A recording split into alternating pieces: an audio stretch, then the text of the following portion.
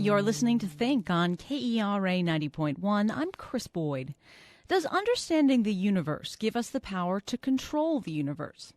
Humans have sought to explain the workings of the natural world for millennia and have used the methods of modern science with ever greater effectiveness since the Enlightenment. We've learned to do things that our ancestors could scarcely have imagined, from global telecommunications to life-saving medical treatments to tracing the history of the universe to within seconds of the Big Bang.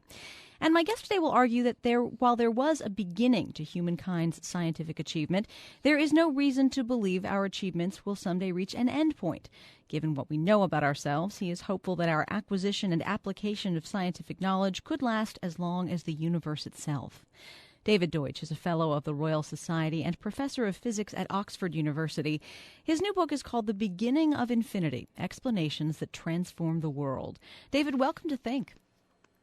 Hi, Chris. Thanks for inviting me. You write that all progress comes from the human quest for good explanations. How has our definition of a good explanation evolved over the centuries? One of the most noticeable changes that happened in the history of our species was the scientific revolution, which made the difference between making progress that was either absent or so slow that no human ever noticed it in their lifetime, and what has happened since then, which is that we've got used to change happening all the time and being just part of our lives. And because that was so noticeable, that change was so noticeable, people wondered what caused it, and initially they got all sorts of wrong theories about what it was that made science successful, and some truth as well. For example, it was realized almost immediately that rejecting authority was a necessary condition for making progress.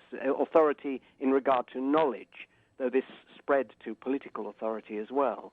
But then, in the positive sense, what actually caused science, people got really confused and thought that we kind of absorb knowledge of nature by being open to experience, and that experience somehow implanted true ideas about the world in our minds. Now, this is completely untrue, and what I do in the book, one of the things I do in the book, is trace how wrong that is, and also how the real explanation, which is that we seek hard-to-vary explanations, applies not only in science, but in all sorts of other fields, including art and morality and political philosophy and so on.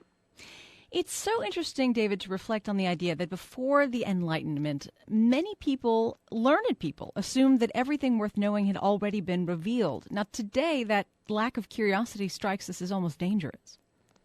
Yes, and it's basically very implausible today because we're all hoping and expecting that improvements will be made, and the whole of politics is about who has the best idea for improvements and so on.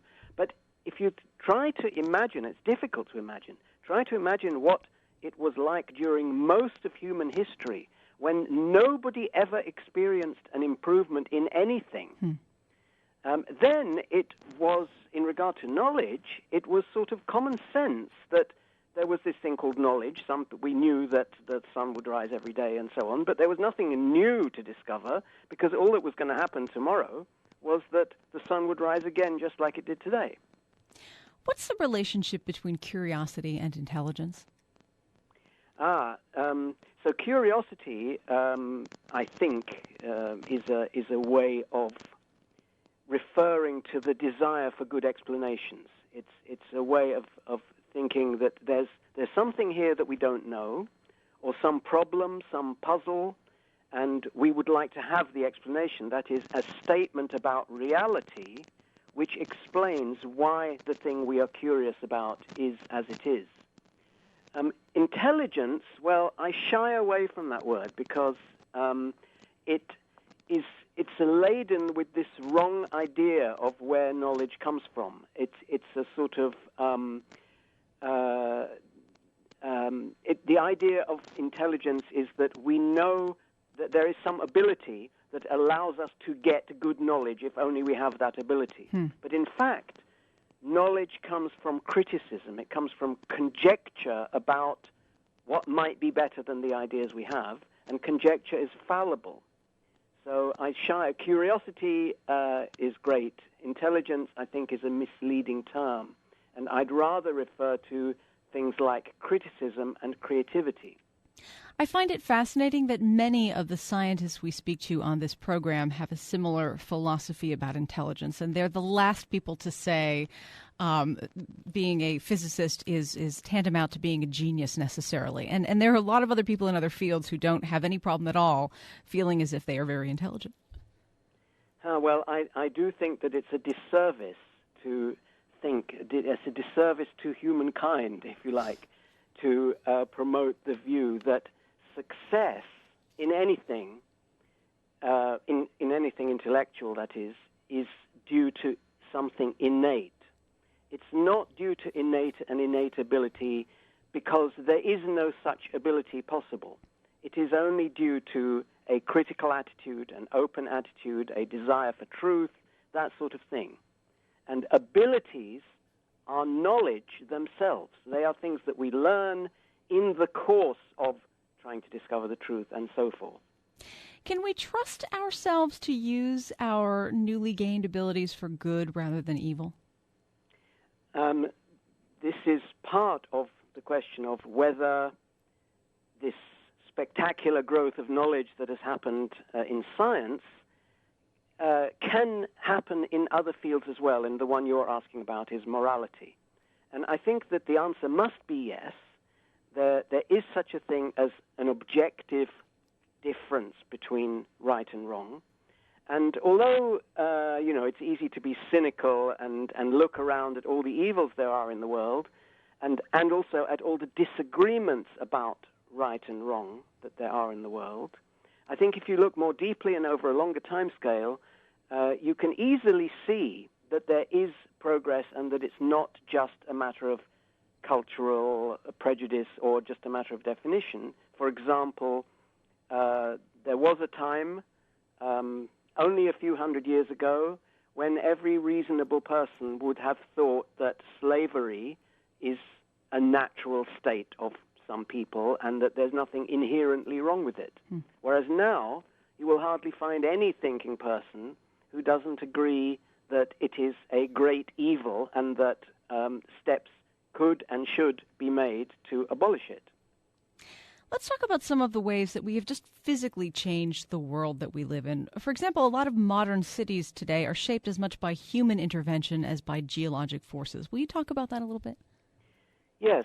A city is the obvious example of what I think is a general truth. Remember, we're only at the beginning of infinity, and always will be, and on Earth we're only at the beginning of shaping it. But a city is an example of the fact that once knowledge is involved in physical processes, it is the determining factor of the landscape. That is, whereas other species, the ones that are incapable of generating knowledge, are shaped by and adapted to their landscape, humans create their own landscape and shape it and adapt it. So for humans, there is no such thing as a resource until some human has developed the knowledge for making it a resource. And I think that if we choose to do the right thing and continue to produce knowledge and to seek better things and progress, that this will extend to anything and everything. We'll move off the planet and improve things as we go. And, no doubt many people will be thinking, as I say this, but cities and other things that we've done haven't always improved things. There's pollution and so on. But I think this is a myth of a rosy past. It's no good thinking of a rosy past in which the rivers were clean and the air was pure if people at that time actually were plagued by cholera.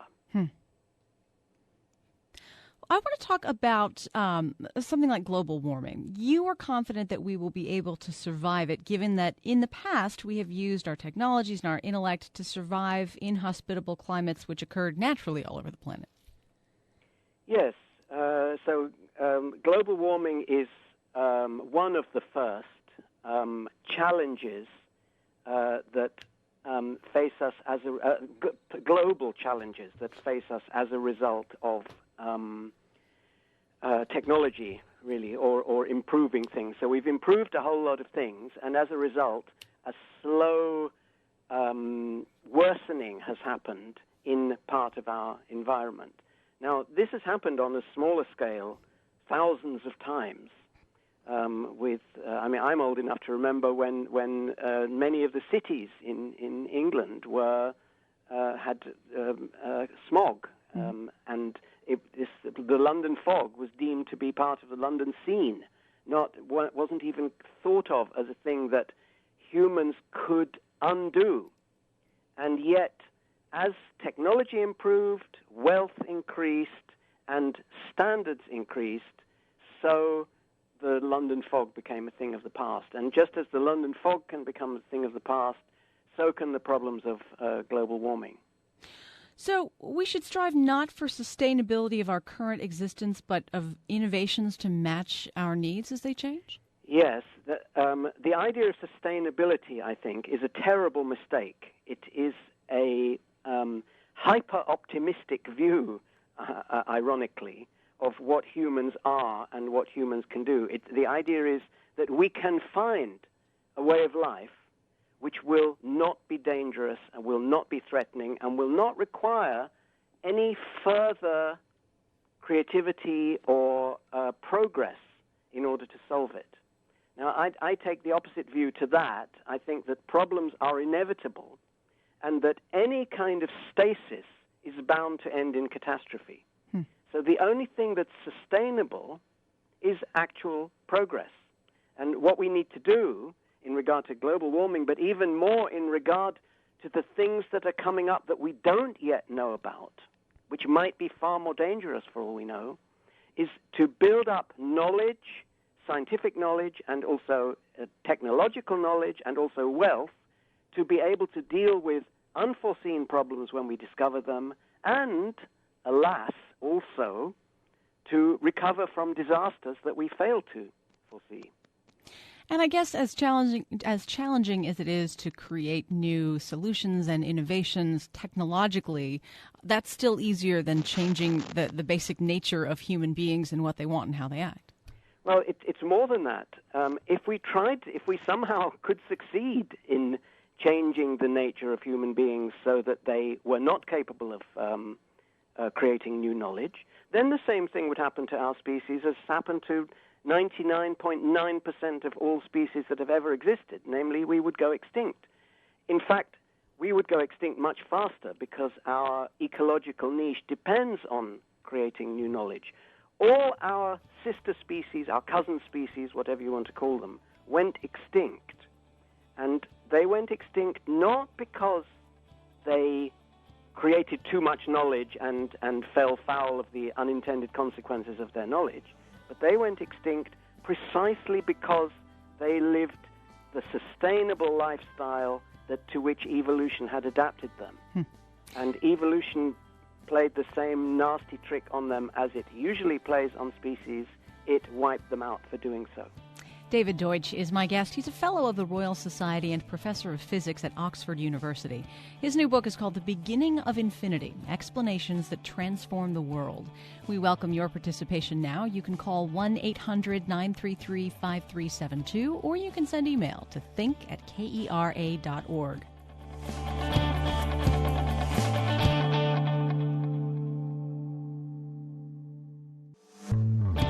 Funding for Think comes from SMU's continuing and professional education. You can enrich your career with new certificate programs in web design, graphic design, and paralegal studies. Learn more at smu.edu/CAPE. You're listening to Think on Kera 90.1. I'm Krys Boyd. My guest this hour is Oxford University physics professor David Deutsch. His new book is called The Beginning of Infinity, Explanations that Transform the World.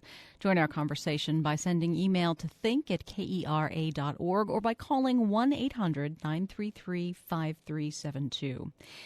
David, is it reasonable to imagine we could someday make ourselves immortal? Oh, yes. It's obvious that the things that make humans die I'm talking about natural causes as opposed to accidents and wars and so on, are all just technological matters, and we have already solved them. We've increased human lifespan from its natural level of 20-something up to 80-something or whatever it is now. And we know that death is caused by certain organic processes in the body, which in principle can be engineered away.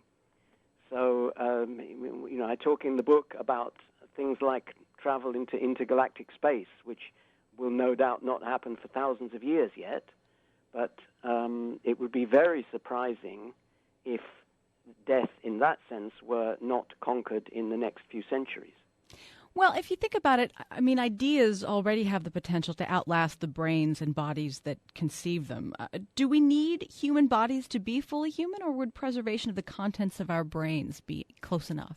Yes, there are several different strands of technology that might eventually lead to the effective end of individual people's deaths, such as uploading minds into computers and so on.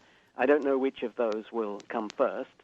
They're all of similar level of technological difficulty, so the chances are that pretty soon after one of them is invented, they will all be invented, and we will think it just as ridiculous not to back up our minds onto some backup medium as we do today not to back up our life's work from a computer.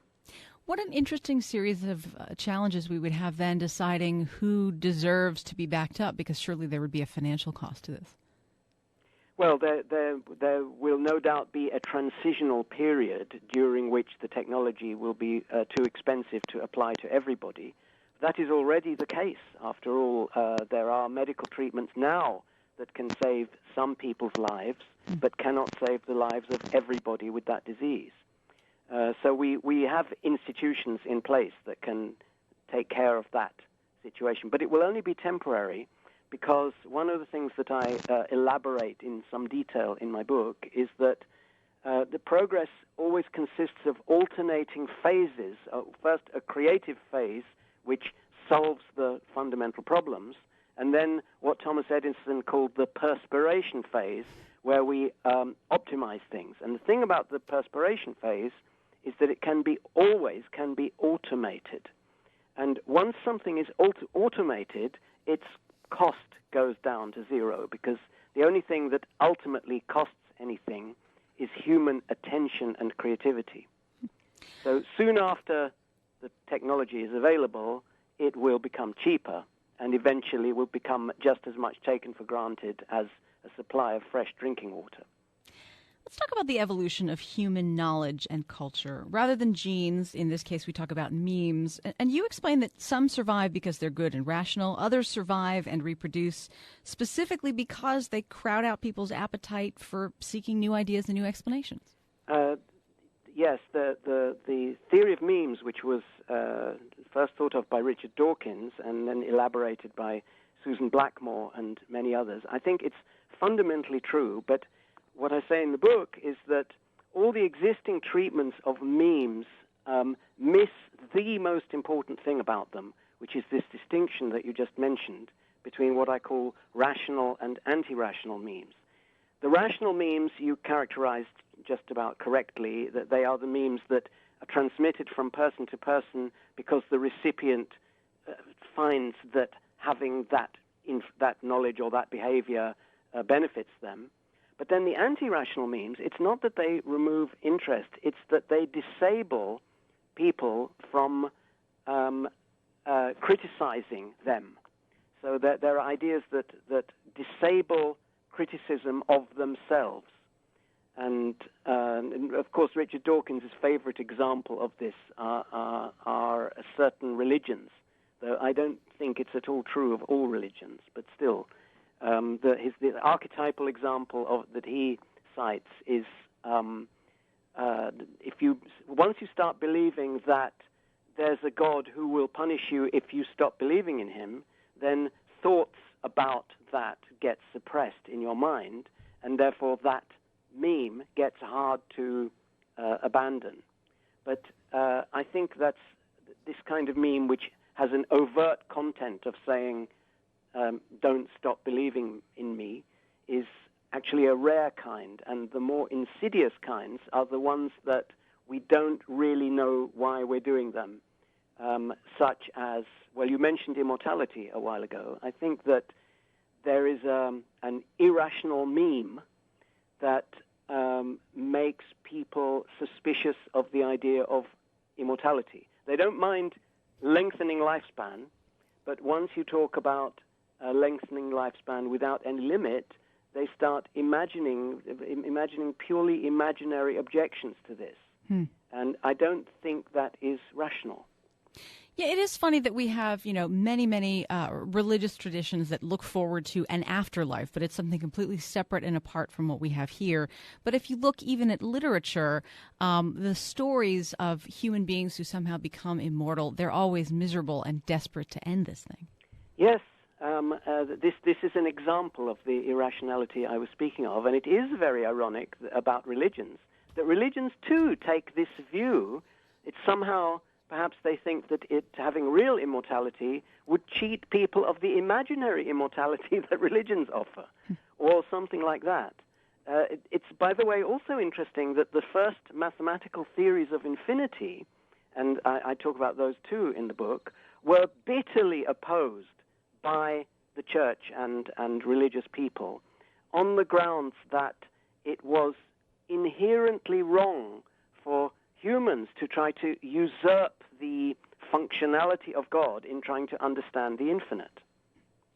1-800-933-5372 is our telephone number. We're speaking this hour with David Deutsch about his new book, The Beginning of Infinity, Explanations That Transform the World.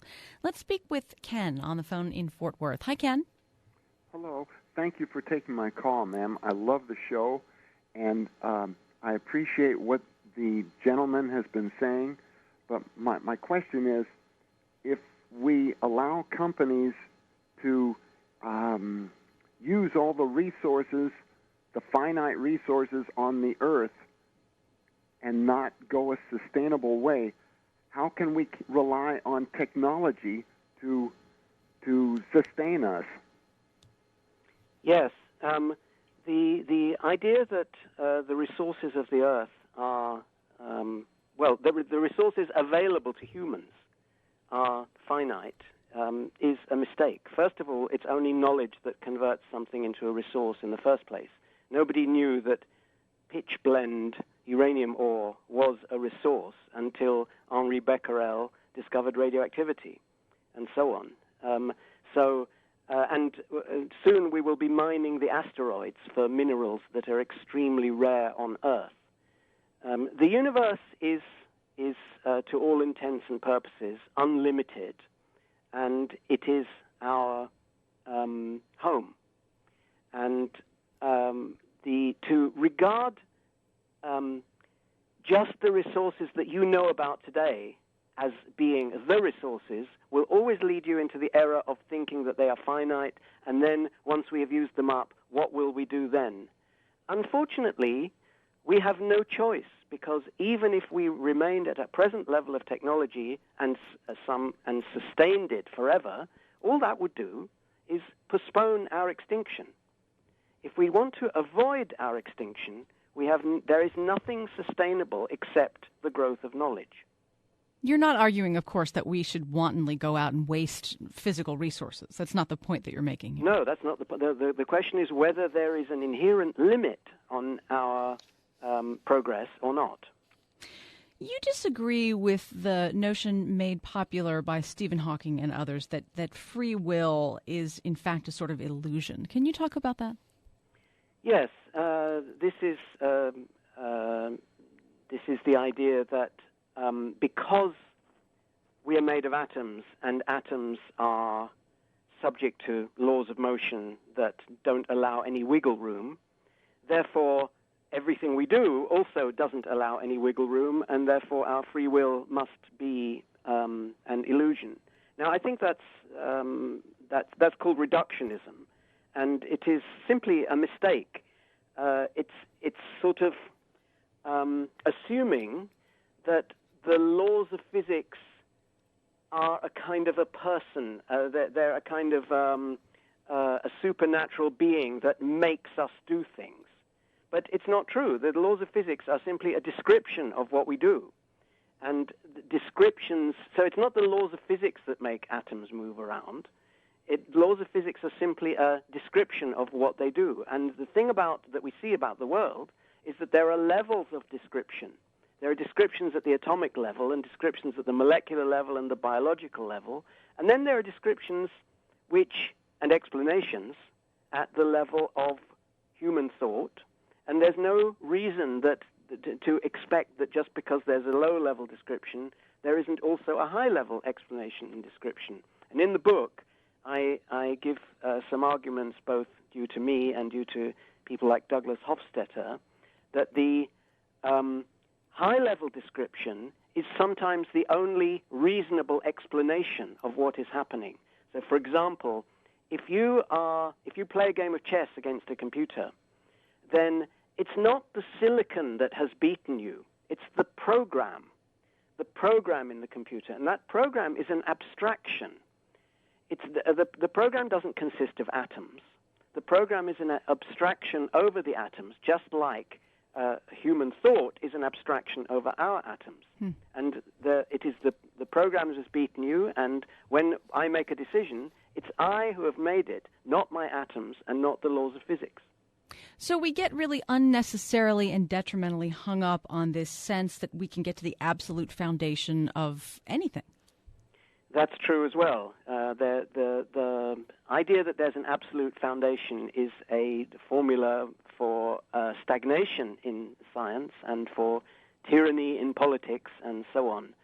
There will never be an absolute foundation for knowledge, because there will always be the question, once we have got a particular fundamental theory, of why it is that way and not some other way. 1-800-933-5372 is our telephone number. We have an email here from Paul in Farmers Branch who says, "It seems to me we will have many opportunities to go extinct regardless of how creative we are. Nuclear annihilation, asteroid collisions, solar mass ejection, uncontrollable disease. We may simply not have enough time to prepare to survive." Well, I agree with everything in that except for the regardless. The thing is that in all those cases, there is a way that we could make the wrong decisions and be wiped out as a result, including refusing to make decisions or shutting our eyes to problems and so on. But there is also a thing we could do to prevent that. And in all those cases, I mean, I've forgotten what they all were now, but I was noting as you read them out that in every case, sufficient knowledge would solve that problem. So if we were at a place where we could handle it, then we could handle it. But the question is whether... And of course, there is the possibility that it would happen before we have that knowledge. And the lesson of that fact, for example, an asteroid strike by something going too fast and too big for us to stop it right now, the lesson of that is that not only do we need to make progress, we need to make rapid progress, or we will be wiped out. Will knowledge continue to grow even if our brains and bodies don't evolve in quite the same way they did when we were simply trying to survive? Yes, we have become universal explanation machines, universal computers, universal explanation machines, and that means that the limits of our ability are fixed only by the laws of physics and not by our own constitution. For example, again, I give this example in the book, humans without technology couldn't possibly live in Oxford, where I live, because the winters in Oxford would kill any human that wasn't protected by technology such as clothes and weapons to hunt with and so on. And even in the Great Rift Valley in Africa where our species evolved, by the time we had evolved, we were already absolutely dependent on technology to survive. Technology like fire and clothing. And so we are not dependent on our physical constitution because we can always adapt nature by using knowledge to compensate for any physical defects that we have, or as we like to think of it, any physical defects that our environment may have. Let's go back to the phones now. Our next caller is Adam in Dallas. Hello, Adam. Yes, hi, I'm Adam. I'm from Dallas, and my question is this. If doctors really are able to offer, or science for that fact, is really able to offer you immortality, will that come with infinite youth, like you'll never age, or will that be just a constant state of kind of like living on a life machine? You know, those machines that hook people up to the hospitals that keep them alive even after their body is gone? It'll be the former. The same argument that tells us that death is merely a technological problem tells us that youth is also merely a technological problem. The task of transforming an older body into a younger body is ultimately just a task of engineering the cells to be in a slightly different way. Go ahead. And that requires only knowledge. David Deutsch is my guest. He's a fellow of the Royal Society and professor of physics at Oxford University. His newest book is called The Beginning of Infinity, Explanations That Transform the World. Join the conversation by calling in now to 1-800-933-5372. You can also send an email to think@kera.org.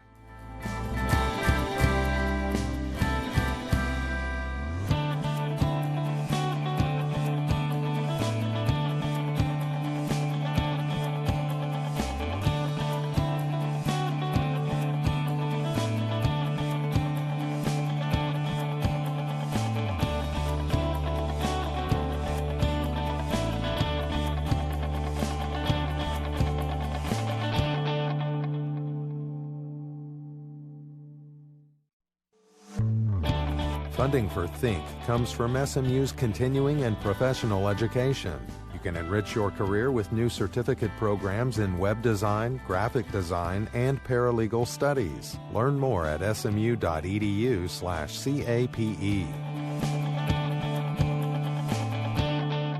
You're listening to Think on KERA 90.1. I'm Krys Boyd. We're speaking this hour with Oxford University physics professor David Deutsch, whose newest book is called The Beginning of Infinity, Explanations That Transform the World.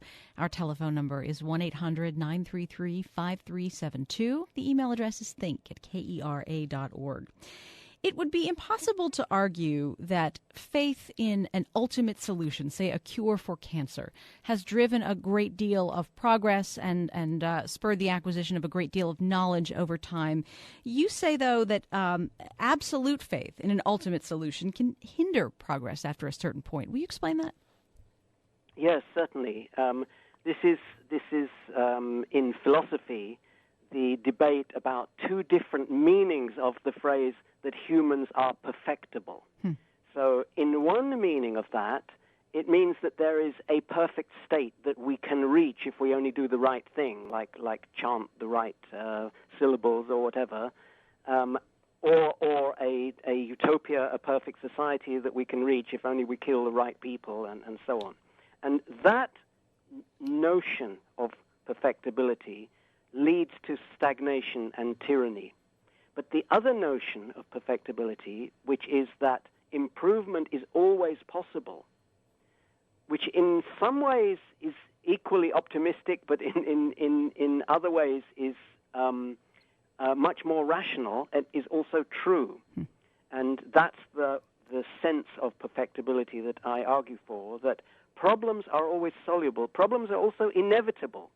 And that's why we really have no choice but to embark on an open-ended pursuit of knowledge and good explanations. So there's always room for improvement. Yes.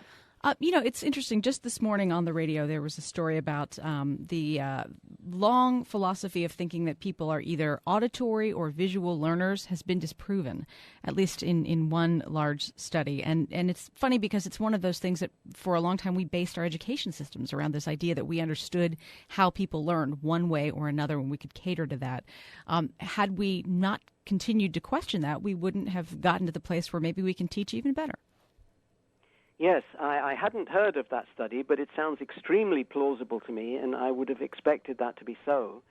I would even go further, and I would say that even if it had been true that some people are auditory and some people are visual, this is itself merely a problem that people could overcome if they wanted to.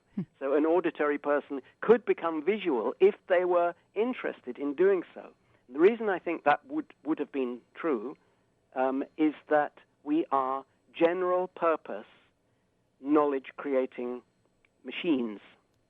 Let's go back to the phones now at 1-800-933-5372. We have Sal on the line in Richardson. Hello, Sal.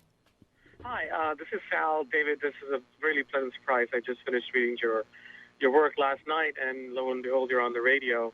My question is in regards to...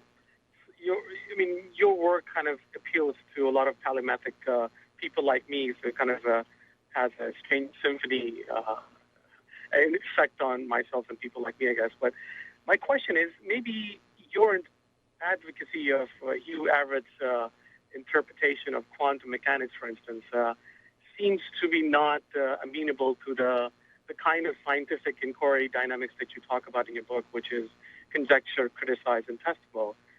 Would you care to comment on that, whether that itself is so dogmatic that it is almost on bearing a religious belief? Yes, it's a line of criticism that is often heard, that the idea that that quantum mechanics forces upon us the theory of parallel universes is a sort of religious theory, because all that quantum mechanics can actually tell us is the outcomes of experiments. It can't actually prove that the mechanism by which these outcomes are brought about is as the theory says. So maybe it isn't, and maybe there aren't these parallel universes. The trouble is that is exactly the line which would let you say that the observations of the planets don't necessarily tell us that the sun is at the center of the solar system. It could still be the Earth, and that all that happens is that the light reaching the Earth is as if there were planets out there orbiting the sun. This is exactly the argument, that the results of quantum mechanics are just as if there were parallel universes producing them. Or to give a rather notorious topical example, it's like the people who say that fossils were put there exactly as if there had been dinosaurs that gave rise to them. But nobody has ever seen a dinosaur, nor will anybody ever see the dinosaurs that produced the fossils, and therefore it's a matter of religion to believe in them. But that is to misconstrue what science is about. Science is not about just predicting the outcomes of experiments. It is about understanding the world. What's the value of the mistakes we have made and continue to make over time in our pursuit of science? The pursuit of science is, as my old boss John Wheeler used to say, who was in Austin, Texas at the time when I worked with him, our whole problem is to make the mistakes as fast as possible. And in the book, I say that it might help people to understand better the nature of the scientific process if we called scientific theories misconceptions right from the outset, rather than only after we have discovered what's wrong with them. If we are going to expect continual improvement, we must expect that all our existing theories at least contain, although they contain a lot of truth, they also contain misconceptions, and therefore, in the final analysis, are misconceptions.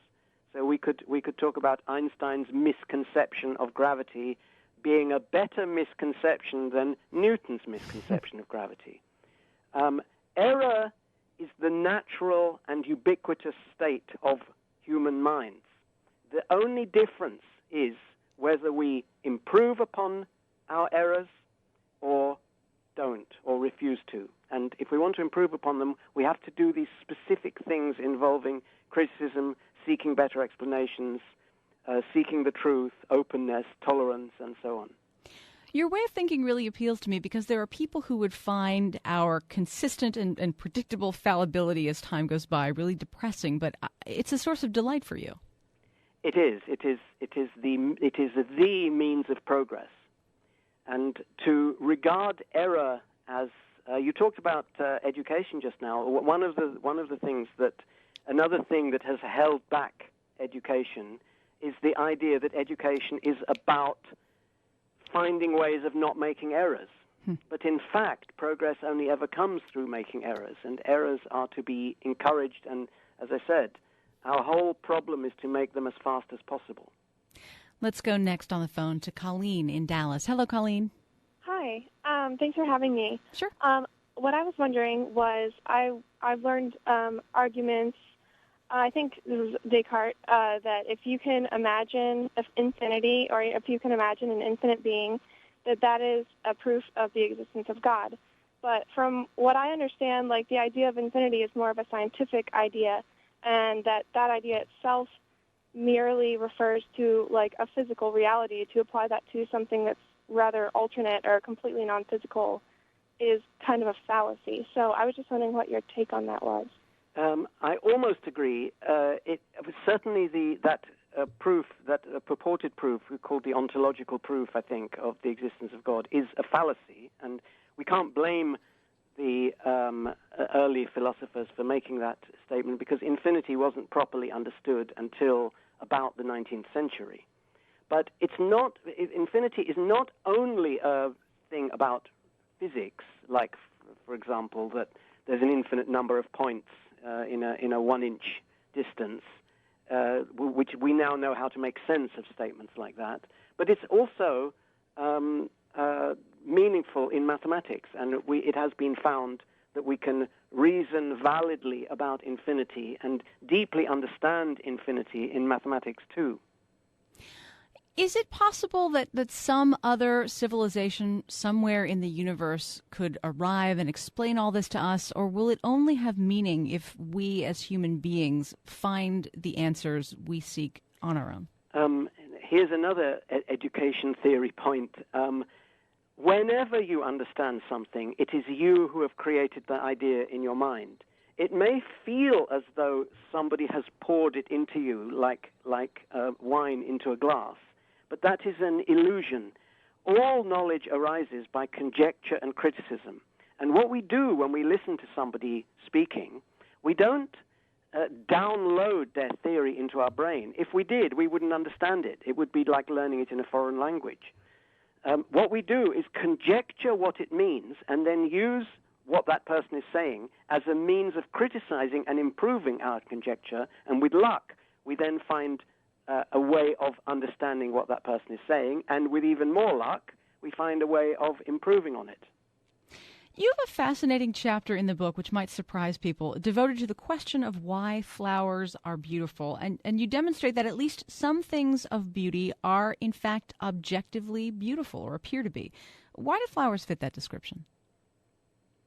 The conventional view of beauty is that it is purely subjective or else purely cultural, that it has no objective basis. So when we say it's a matter of taste, that's just another way in everyday language of saying there isn't any objective truth in it. But the thing about flowers is that the evolution of flowers had to solve a problem of how to make a signal of attractiveness that would be difficult to forge, but also easy to recognize by someone else who knew, in this case, insects, who knew the code. And so the insect-flower co-evolution produced a standard, which was an artistic standard for what flowers should look like. Now, my argument for why it hit on an objective standard is, if that was so, and there are plenty of examples of signaling in nature, but most of them don't look beautiful to humans. So the question is, why do flowers, which evolved to look attractive to insects, also look attractive to humans?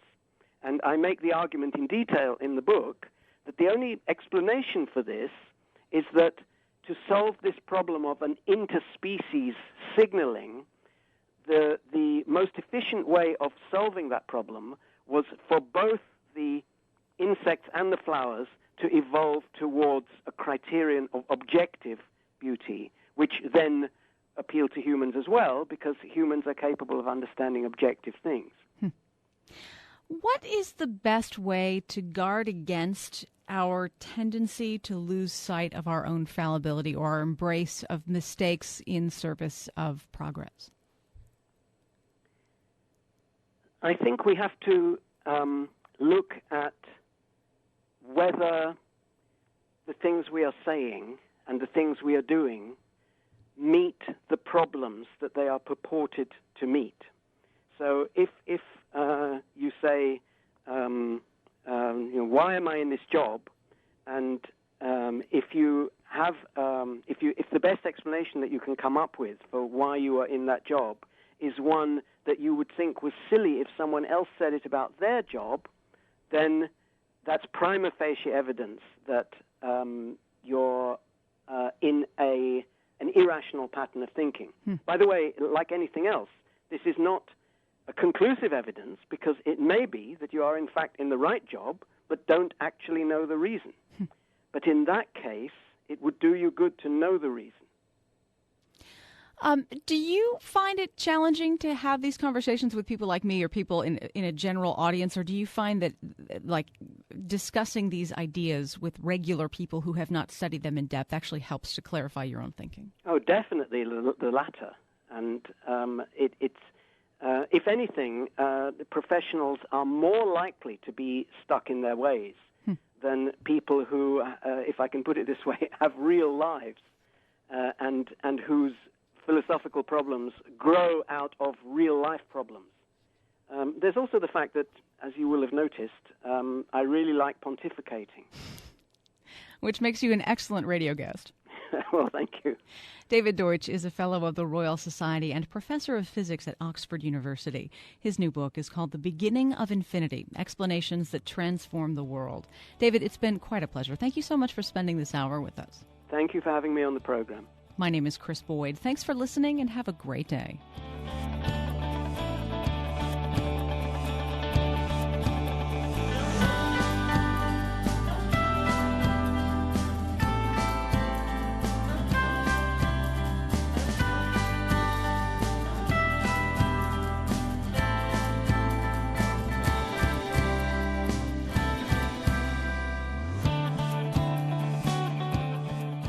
The Think production team includes engineer Nilofer Arsala. Our senior producer is Jeff Whittington. Learn more about today's show, find out about upcoming programs, and download our free daily podcasts at kera.org/think. And we'd like to hear what you think about Think. Email your comments, questions, and suggestions to think@kera.org.